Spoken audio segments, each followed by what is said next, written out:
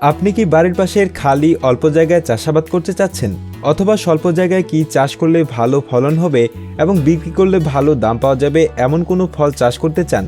তাহলে আপনার জন্য ভালো উপায় হলো তরমুজ চাষ করা। কি ভাবছেন, অল্প জায়গায় চাষ করে কী বা হবে? সঠিক পদ্ধতিতে চাষ করলে অল্প জায়গায় এবং অল্প খরচে ভালো ফলন পাওয়া যাবে। তরমুজ চাষের সঠিক পদ্ধতি এই ভিডিওতে দেখানো হবে। ভিডিওটি স্কিপ না করে দেখবেন, তাহলে তরমুজ চাষের সঠিক পদ্ধতি জানতে পারবেন। স্কিপ করে দেখলে সঠিক পদ্ধতি জানতে পারবেন না। চলুন শুরু করা যাক। প্রথমে কয়েকটি প্লাস্টিকের বস্তা নিতে হবে। প্রত্যেকটি বস্তার ভিতর মাটি দিয়ে ভরে নিতে হবে। বস্তাগুলো ভরার পর বস্তার মুখ সেলাই করে ফেলতে হবে। প্রত্যেকটি বস্তার মুখ সেলাই করে আটকে দিতে হবে। আটকে দেওয়ার পর বস্তাগুলো ভিডিওতে দেখানো নিয়মে রাখতে হবে। বস্তাগুলো রাখার পর বস্তাগুলোর মধ্যে টপের মাপে গোল করে কেটে নিতে হবে। প্রতিটি বস্তায় 3টি করে টপের আকারে কাটা যাবে। বস্তাগুলো টবের আকারে কাটার পর জায়গায় সেখানে তরমুজের চারা একটি করে প্রতিটি টব আকারে কাটা জায়গায় রোপণ করে দিতে হবে। একটি করে চারা সব কয়টি বস্তার গোল অংশে রোপণ করার পর প্রতিটি গাছে পর্যাপ্ত পানি দিয়ে দিতে হবে।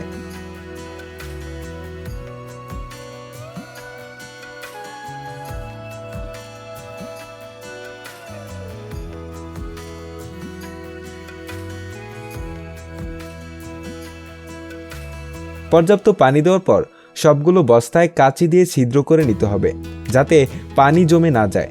পানি জমে গেলে বস্তার মাটি দলা পাকিয়ে যাবে, এর ফলে চারাগুলো নষ্ট হতে পারে। 15 দিন পর গাছের অপ্রয়োজনীয় ডালপালা ছেঁটে দিতে হবে। ডালপালা ছাঁটার পর বস্তাগুলোর পাশে বাঁশ পুঁতে দিতে হবে। বাঁশগুলো পুঁতে ফেলার পর সাইজ করে কাটা বাঁশগুলো এর উপরে পেরেক দিয়ে আটকে দিতে হবে। পেরেক দিয়ে আটকানোর পর অন্য কাটা বাঁশ প্লাস্টিকের দড়ি দিয়ে বেঁধে দিতে হবে। এভাবে একটি ছাউনির মতো বানাতে হবে।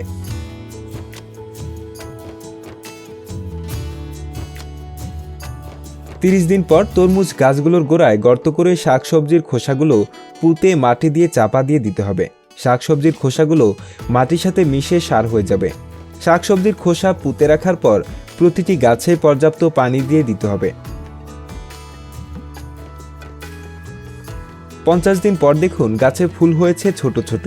এই পর্যায়ে এক ফুলের সাথে আরেক ফুলের পরাগায়ন করতে হবে, ভিডিওতে দেখানো নিয়মে।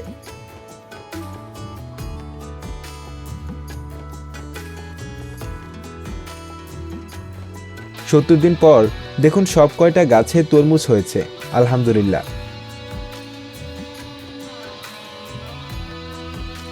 3 মাস পর দেখুন সব কয়টি গাছে তরমুজ হয়েছে, মাশাআল্লাহ। এখন এগুলো গাছ থেকে কেটে নেওয়ার জন্য উপযুক্ত।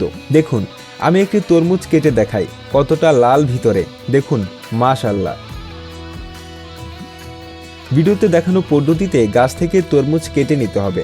সঠিক পদ্ধতিতে চাষ করলে অল্প জায়গায়ও ভালো ফলন পাওয়া যায়। আজকের মতো এখানেই ভিডিওটি শেষ করছি। আপনার মতামতটি কমেন্ট করে আমাদের জানাতে পারেন। দেখা হবে নতুন কোনো কৃষিভিত্তিক ভিডিওতে। সে পর্যন্ত সুস্থ থাকুন, ভালো থাকুন। আমাদের চ্যানেলটি সাবস্ক্রাইব করে আমাদের পাশেই থাকুন। আল্লাহ হাফেজ।